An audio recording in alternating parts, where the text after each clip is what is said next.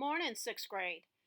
We are on the second portion of the popcorn drawing, and this was what I created out of a piece of popcorn after I did the four series of drawings: the contour line, the blind contour, the simple shapes combined transparently, and this is the last one, which is simple shapes combined transparently made into something. So, what we're going to do today is talk about, which is the essential question: how do you achieve the sense of volume using color? Um, so, first of all, we need to talk about the issue of volume. Remember that volume is length times width times height. And whenever we're creating a two-dimensional artwork, there is no height. So we need to become visual magicians with our drawing, the way in which we compose it, and the way in which we use color to give that heightened sense of mass or volume. So I'm going to teach you some color mixing tips with some colored pencils. Now remember, this is optional. So if you don't have any colored pencils or a way to color it at home, you can just shade it. So you can use kind of these theories that I'm talking about, but it's just going to be tones of gray with your pencil if you're using just pencil. So the color mixing, I'm using Prismacolors because I have them in my studio. If you don't have Prismacolors, but you have Rosart or Crayola, that'll work.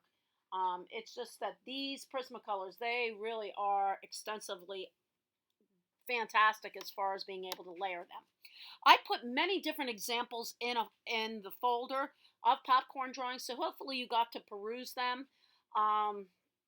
And so I'm going to get started here. The very first thing is I'm going to use a series of colors to create a shadow area first. So I was thinking that this dragon-like creature could be kind of like a purple pink. So I'm going to use this dark purple here. In the areas where things are overlapping, like the arm is onto the body of it, and the body, I'm thinking, is kind of like an oval, or I want to create the sense of roundness. So I'm going to create a shadow in here by putting this dark purple, blue purple. It looks almost blue. Okay, there. And I'm going to put it over here on the other side. And I'm going to leave that central area white because I'm going to put some middle tones in there and blend them in here in a moment. Okay. Also, now with the arms. Oh, and here's his back end. I'm going to get those areas in there. Arms and legs. Our arms and legs are actually cylinders. Okay. So to create the illusion of a cylinder, I want to not only shade it on either side of the cylinder, but I want to contour shade it this way and this way.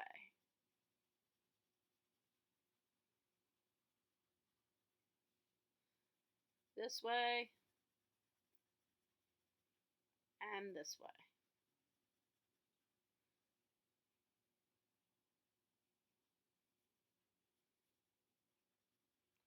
Then, because I'm not going to color the whole thing here, I'm just giving you some tips on how you can color it successfully. In the studio here this week, I'll work on finishing it up, but I'm going to give just a highlight of tips how we can do this on this video. And so I'm easing up on the pressure of this dark blue, which will create a lighter version. Oh, you can see it pretty good on there. And then what I'm going to do is I'm going to pick a middle purple. And that's kind of, it looks almost fuchsia-like, a middle purple. And I'm going to put that next in line, kind of slightly overlapping my dark purple. It's going to make a gradual transitional change from dark to medium to light purple. I just want you to do some experimentation with some color mixing. Now, whether we were actually at the middle school in the art room or here, I don't worry about these initial assignments about what kind of grade you're getting on them. I give you all 100% for trying, but I want to see some color mixing or at least some shading with that pencil. I want you to experience and witness that issue of volume, trying to create that three-dimensional quality on this thing.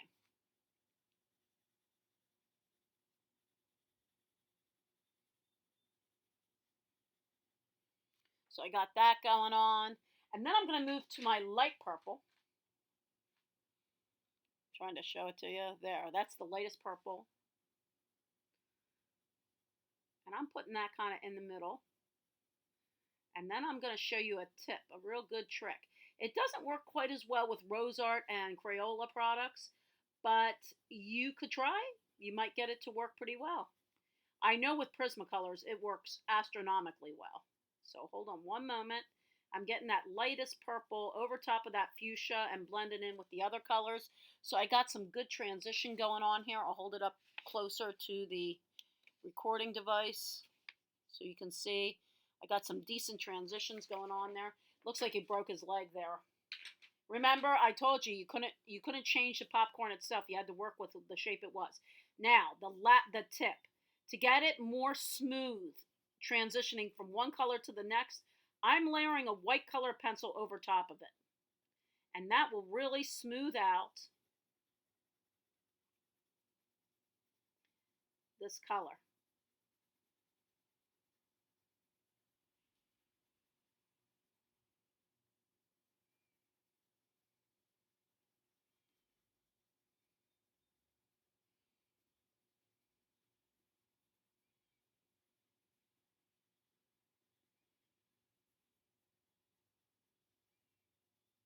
So the areas that I worked on, I'm going to show that to you here and show you that it smoothed it out beautifully. It really did. It made it, I know you can't see it quite as well as I wish you really could, but it began to smooth that out beautifully. Now, I don't want you to forget that you also have to worry about, I want you to color the entire thing. I want you to color the environment in the background. So, if you want that main character to pop, make that the thickest area of color. This stuff in the background, these clouds and stuff, I'm just barely going to press. I'm going to let that kind of shine through. And I'm not going to so much worry about color mixing as much as I'm going to worry about it on my main character there. And I'm going to get these cloud formations in there and some blue sky. And then, oh, there's a sun up there. I'm going to deal with that real quick so you can see kind of how that's forming itself in there. We've got some blue sky here around this wing.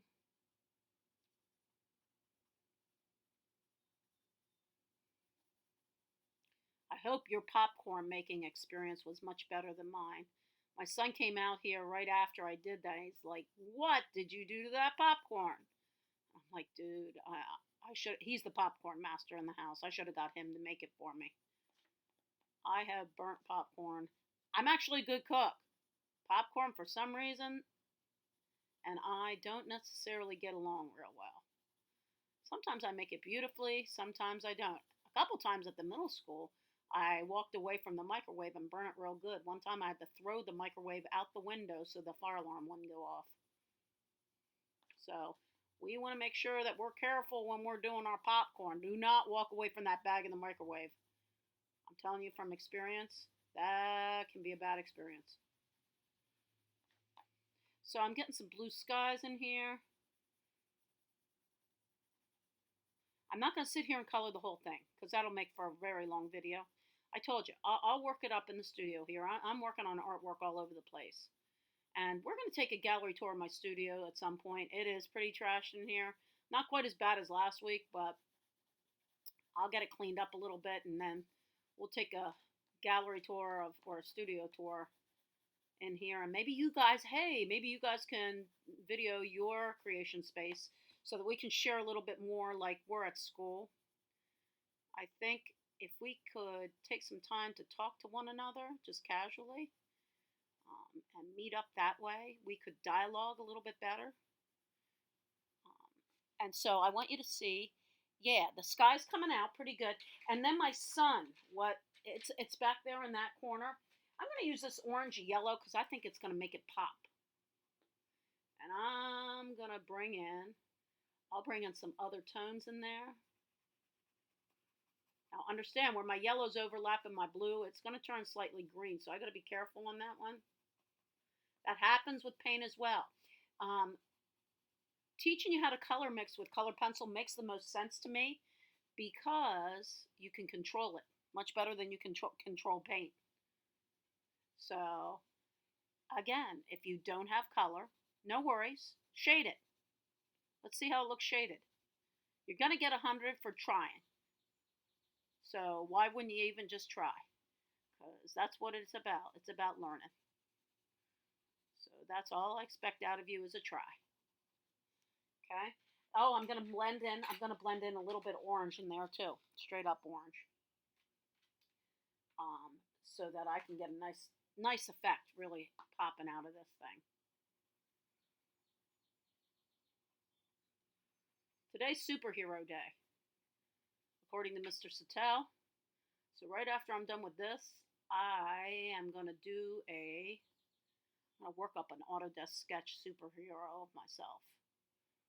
Just like the first assignment, hopefully I'm going to be getting those in there this week, your Autodesk Sketch assignments. And you can see what they're about, because I think you'll have a good time with them as well. So I'm going to hold up my partially done color mixing assignment and tell you that's all you're going to have to do for that. And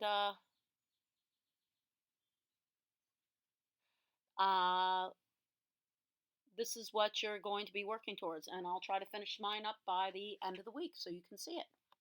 I hope you have a great week, and I hope the Easter Bunny was good to y'all. Talk to you soon.